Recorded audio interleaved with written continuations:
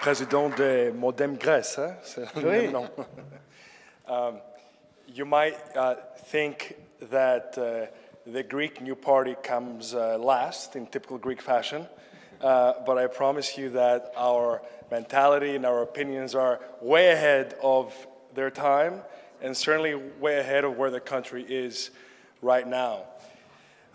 We joined the European Democrats in April of this year, and it was a very conscious choice for us to join a European party that could propose a new way of doing politics. The neoliberal doctrine of the European People's Party, which is now in close cahoots and partnership with the conservatives, as we've seen many times in the European Parliament. That neoliberal doctrine, based on laissez-faire politics and privatization and globalization, has run its course.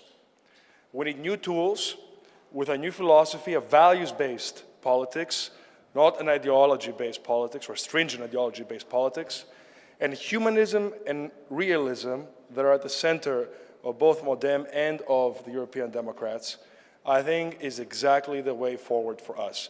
Our roots do come from the leftist side. I was president of the main opposition of the leftist party Syriza up until about a year ago. And then we started the Movement for Democracy, trying to capture a healthy, reformist, liberal, progressive center. And we are very, very happy to have joined here. Now, you all know the issues across Europe.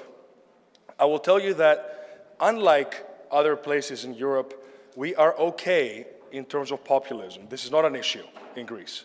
We actually have been quite hurt in terms of the memoranda of austerity, the tough measures, and dabbling with populism 10 years ago. You may recall the Greek crisis. That the Greek people have become very jaded, very cynical about anybody who promises anything. And this has led people to almost believe that change is not possible. And that's something that we're trying to break, that change is possible. This is a country that is second to last when it comes to expenditure on education.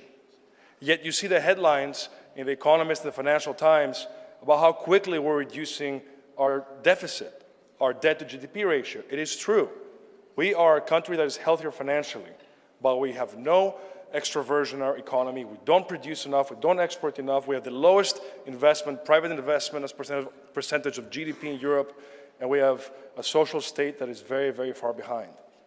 What we need is to address urgently what the US has shown us recently, and I will close this in 30 seconds, which is we have to have humanist proposals on affordability. We talk about the housing price, the cost of groceries, the electricity markets.